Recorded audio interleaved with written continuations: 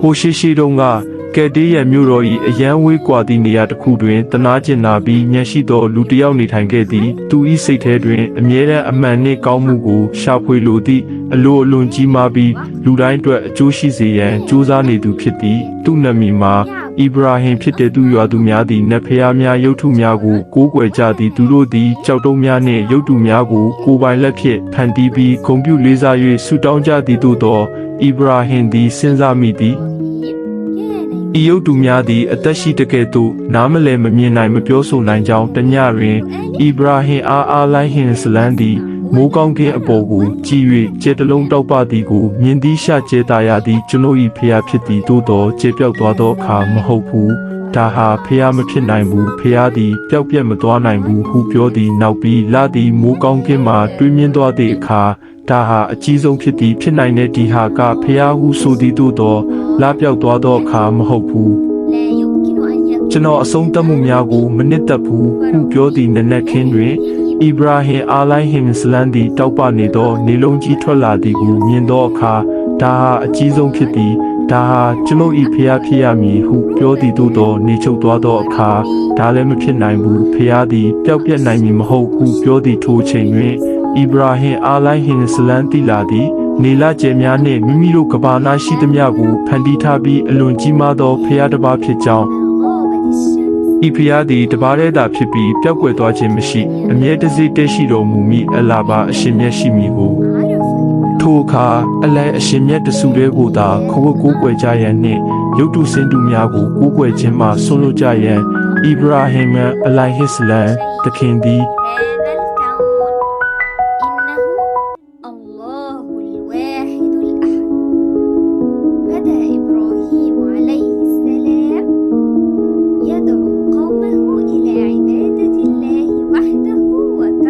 မိမိလူမျိုးစုများအားစတင်ဖိတ်ခေါ်ဟောကြားတော်မူရန်အစပြုလုပ်လိုက်လာခဲ့သည်အီဗရာဟင်အလိုင်ဟစ်လန်ဒီလူတွေရဲ့ထံသို့တွားရောက်၍တင်တို့ကိုကြားလဲမကြားနိုင်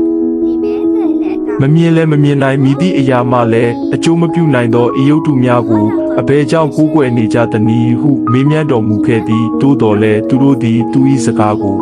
နားထောင်ရန်ညှင်းဆန်ခဲ့ကြသည်ပြီးနောက်ပြောကြသည်ဤအရာများသည်ငါတို့၏ဖျားကိုးကွယ်ရာများဖြစ်သည်ငါတို့၏ဘိုးဘေးများကိုးကွယ်နေခဲ့သည်ကိုငါတို့တွေ့ရှိခဲ့ရသည်ငါတို့သည်ငင်းရာများကိုဘယ်သောအခါမှဆွလွတ်မည်မဟုတ်ဟုပြောသည်အီရာဟင်သခင်သည်နီလက်တစ်ခုကိုစဉ်းစားကြံစခဲ့သည်ယင်းတို့အားပြသရန်သို့မဟုတ်တတ်သိထူရန်ယင်းတို့၏ရုပ်တုများသည်ကိုးကွယ်မှုကိုမထိုက်တန်ကြောင်းကိုတနေ့သောအခါရွာသူရွာသားများမှပွဲတော်ကျင်းပရန်ထွက်ခွာသွားကြစဉ်အီဗရာဟင်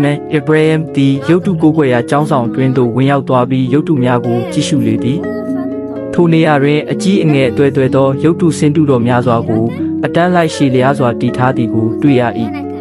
ထိုရုပ်တုများကိုအဝတ်ထည်များလက်ဝတ်ရတနာများဖြင့်ဆင်ရင်မိုးမှန်ထားပြီးယင်းတို့၏ရှေ့တွင်လည်းလူများလူတန်းထားသောအစားအသောက်များကိုချထားလေသည်ထိုအခါအီဗရာဟင်သည်ရုပ်တုများနာသို့တိုးသွားပြီးလှောင်ပြောင်သောလေတံဖြင့်ဤသို့ပြောလိုက်ပါသည်တင်တို့ဘာလို့မစားကြတာလဲဟောဒီမှာအစားအသောက်တွေတင်တို့ရှိမှတွင်ရှိနေတာပဲသို့တော်လည်းရုပ်တုများမှာလှုပ်ရှားခြင်းမရှိပေယင်းတို့သည်အစားအသောက်များစီသို့လက်လန်းခြင်းမရှိသလိုအီဗရာဟင်ကိုလည်းပြန်လည်စကားမပြောကြချေထိုအခါအီဗရာဟင်သည်ပစိန်ကြီးတစ်လက်ကိုကင်ဆွဲလိုက်ပြီးရုပ်တုများကိုတစ်ခုပြီးတစ်ခုစတင်ရိုက်ခွဲလေတော့သည်ရုပ်တုစင်တုများသည်ကျမ်းပြင်ပေါ်သို့ပြိုလဲကျကုန်ပြီးအပိုင်းပိုင်းအဆဆကြေမွပျက်စီးသွားကြကုန်၏နောက်ဆုံးတွင်အကြီးဆုံးရုပ်တုကြီးတစ်ခုတည်းသာကျန်ရှိတော့သည့်အထိအီဗရာဟင်သည်အားလုံးကိုဖျက်ဆီးပစ်လိုက်၏အီဗရာဟင်သည်ထိုရုပ်တုကြီးကိုကြည့်ကာပြုံးလိုက်လေသည်ထို့နောက်ပစိန်ကိုထိုရုပ်တုကြီး၏ပခုံးတွင်ချိတ်ဆွဲထားခဲ့ပြီးနောက်ငြိမ်သက်စွာဖြင့်အပြင်သို့ထွက်ခွာသွားခဲ့သည်ရွာသူရွာသားများပြန်ရောက်လာကြသောအခါမိမိတို့ကိုးကွယ်သည့်ရုပ်တုများပျက်စီးနေသည်ကိုမြင်တွေ့ပြီးတုန်လှုပ်ခြောက်ခြားသွားကြကုန်၏ခင်းတို့ကငါတို့ရဲ့ဖျားတွေကိုဘသူကဒီလိုလုပ်ရတာလဲဟုဟစ်အော်ကြလေသည်ထိုအခါတယောက်သောသူကအီဗရာဟင်လို့ခေါ်တဲ့လူငယ်လေးတယောက်ဒီရုပ်တုတွေအကြောင်းမကောင်းပြောနေတာကိုငါတို့ကြားခဲ့ဘူးတယ်ဟုပြောဆိုလိုက်လေသည်မင်းတို့သည်အီဗရာဟင်ကိုခေါ်ဆောင်လာခဲ့ကြပြီးဒါကိုမင်းလုပ်တာလားဟုမေးမြန်းကြလေသည်ထိုအခါအီဗရာဟင်ကပါနတ်စွာဖြင့်ဤသို့ပြန်ပြောလိုက်၏မဟုတ်ပါဘူးဒီရုပ်တုကြီးကလှုပ်တာပါ သူသာစကားပြောနိုင်ရင်သူ့ကိုပဲမေးကြည့်ကြပါလားထိုအခါလူများသည်တယောက်မျက်နှာတယောက်ကြည့်ကအရှက်ရသွားကြကုန်၏အကြောင်းမူကားလင်းတို့၏ရုပ်တုများသည်စကားလည်းမပြောနိုင်လှုပ်ရှားခြင်းလည်းမရှိနိုင်ကြောင်းကိုကောင်းစွာသိရှိနားလည်သွားကြသောကြောင့်ဖြစ်ပါသည်သို့တော်လည်းလင်းတို့သည်မိမိတို့၏ကောင်းမာမှုကိုမစွန့်လွတ်ဘဲဣဗရာဟိမန်ကိုအပြစ်ပေးရန်ဆုံးဖြတ်ခဲ့ကြသည်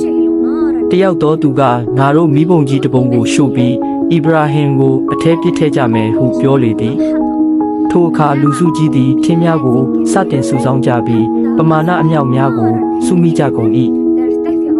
နောက်ဆုံးတွင်မိတောက်မိရှံများမှာကောင်းကင်သို့ထိုးတက်နေသည့်ကြီးမားလာသောမိဘုံကြီးဖြစ်လာလေတော့သည်ထိုမိဘုံကြီးမှာအလွန်မင်းအပူရှိန်ပြင်းထန်လွန်းလာသဖြင့်မိသူတဦးတယောက်မျှအနားသို့ပင်မချင်းကပ်နိုင်ကြချေထို့နောက်ဇင်းတို့သည်ဣဗရာဟိမန်ကိုခေါ်ဆောင်လာပြီးကျိုးဖြင့်ချီနှောင်လိုက်ကြသည်ထို့နောက်ဇင်းတို့သည်ဣဗရာဟိမန်ကိုမိဘုံကြီး၏အလယ်ထဲသို့ပစ်ထည့်လိုက်ကြသည်သို့တော်လည်းကြီးကျယ်လာသောအံ့ဖွယ်ဖြစ်ရမုတ်ကြီးဆက်တစ်ခုဖြစ်ပေါ်လာခဲ့၏အလဲအရှင်မြတ်သည်မိတောက်များကိုဣဗရာဟင်အပေါ်တွင်အေးမြစေရန်နှင့်ဘေးကင်းလုံခြုံစေရန်အမိန့်ပေးတော်မူခဲ့သည်မိသည်ချက်ချင်းပင်ပြောင်းလဲသွားပြီးပြည့်မြတ်သွားဣဗရာဟင်မန်အလိုက်ဟစ်လမ်တရားနာခြင်းသည်မပြုတော့ပေလူသားတို့အားဣဗရာဟင်၏လမ်းစဉ်တို့ဆက်လက်ဖိတ်ခေါ်ပြောနေခဲ့လေတော့စိတ်ချမ်းသာစွာဖြင့်လူသားတို့အကြားကောင်းမှုတရားနှင့်တစ္ဆာတရားတို့များသည်သူပတ်ပတ်လည်တွင်တောက်လောင်နေတော်လဲသူ့ကိုအီမန်ထိခိုက်ခြင်းမရှိခြင်းနှင့်ဆွလို့အနစ်နာခံနောက်ဆုံးတွင်ဣဗရာဟင်သည်မိဘုံထဲမှဘေးအန္တရာယ်တစုံတရာများမှကျွန်ုပ်တို့ရရှိသောသင်ခန်းစာများလာခဲ့လေတော့သည်လူအုပ်ကြီးမှလည်းအာသစ္စာတရားကိုရှာဖွေကြသည်ဣဗရာဟင်မိမိတို့ရင်တွေ့နေရသည့်အရာကိုပင်မယုံကြည်နိုင်အောင်ဖြစ်နေကြ၏လက်နှင့်နေစသည့်အလောက်ကြီးမားတဲ့မိဘစည်းတွေကကိုကြည်ရှုရာဟင်မန်အလတ်အရှင်မြတ်တပီကလွတ်မြောက်လာတာလေသောဖန်ဆင်းတော်နေကြောင်းသိရှိနားလည်သွားသည့်တိုင်အောင်စဉ်းစားသောသူတို့သည်ဣဗရာဟင်လည်းပြောဆိုခြင်းလိုက်နာတဲ့မှန်ကန်ကြောင်းမှနောက်သို့များလည်းသွားကြလုပ်ခြင်းအခြားသူများလှုပ်ဆောင်နေကြရုံများဖြစ်လေမှားယွင်းသောလူဝါဒများကြောင့်တို့လည်းသိရှိသင်ခန်းစာရရှိပါသည်သို့တော်လည်းဟင်မန်တို့ထဲမှအများစုမှာမူကောင်းမှမြဲကောင်းမှမျိုးစုများမှာဘိုးဘွားဆင်ဆက်ရုပ်တုများကိုကိုးကွယ်လာခဲ့ကြတော့လဲရုပ်တုကိုးကွယ်မှုကိုညှင်းပယ်ခဲ့ပါသည်သစ္စာတရားကိုပြောဆိုရာတွင်တတိရှိခြင်း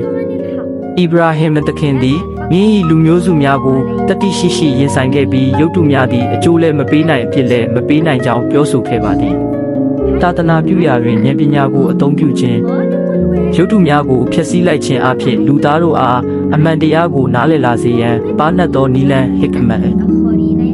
ကိုအသုံးပြု၍သာသနာပြုပုံကိုကျွန်ုပ်တို့သင်ယူခဲ့ပါမည်အမှန်တရားကိုဖော်ထုတ်ရန်နီလန်ကောင်းများအသုံးပြုခြင်းဣဗရာဟင်သခင်သည်ရုပ်တုအကြီးစားကြီးကိုမဖျက်ဆီးဘဲခြံထားခဲ့ခြင်းမှာမိမိတို့ကိုးကွယ်နေသောအရာများသည်စကားလည်းမပြောနိုင်မိမိကိုယ်ကိုပင်ကာကွယ်နိုင်စွမ်းမရှိကြောင်းဘင်းဤလူမျိုးစုအားတသက်ပြလိုခြင်းကြောင့်ဖြစ်ပါသည်အလတ်အရှင်မြတ်အပေါ်ယုံကြည်ကိုးစားခြင်းနှင့်တည်ခံခြင်းရင်းဤလူမျိုးစုများကသူ့အားမိဘုံထဲသို့ပစ်ချလိုက်သောအခါတွင်လည်းအလတ်အရှင်မြတ်အပေါ်၌သာအပြည့်အဝယုံကြည်ကိုးစားခဲ့ပါသည်ထိုအခါအလတ်အရှင်မြတ်ကသူ့အားကယ်တင်တော်မူခဲ့ပြီးမိတောက်များကိုလည်းအေးမြဘေးကင်းစေခဲ့ပါသည်ဣဗရာဟင်သခင်နှင့်သူ၏လူမျိုးများအကြောင်းရုပ်တုများကိုဖျက်ဆီးခြင်းနှင့်မိဘုံထဲသို့ပစ်ချခံရခြင်းအကြောင်းတို့ကိုအထူးသဖြင့်ဖော်ပြထားတဲ့ဆူရာကတော့ဆူရိအန်ဘီယာ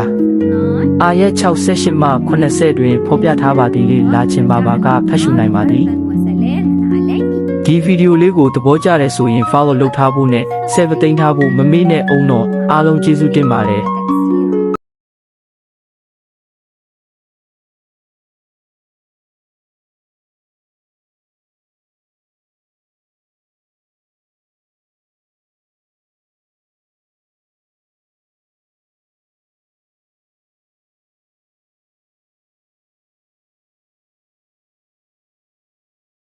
ဒီဗီဒီယိုလေးကိုသဘောကျတဲ့ဆိုရင် follow လုပ်ထားဖို့နဲ့ save သိမ်းထားဖို့မမေ့နဲ့အောင်တော့အားလုံးကျေးဇူးတင်ပါတယ်ဣဗရာဟင်သခင်နှင့်သူ၏လူမျိုးများအကြောင်းရုပ်တုများကိုဖျက်ဆီးခြင်းနှင့်မိဘုံထဲသို့ပစ်ချခံရခြင်းအကြောင်းတို့ကိုအထူးသဖြင့်ဖော်ပြထားတဲ့ဆူရာကတော့ဆူရိအန်ဘီယာအာယတ်68မှ80တွင်ဖော်ပြထားပါသည်လေလာခြင်းပါပါကဖတ်ရှုနိုင်ပါသည်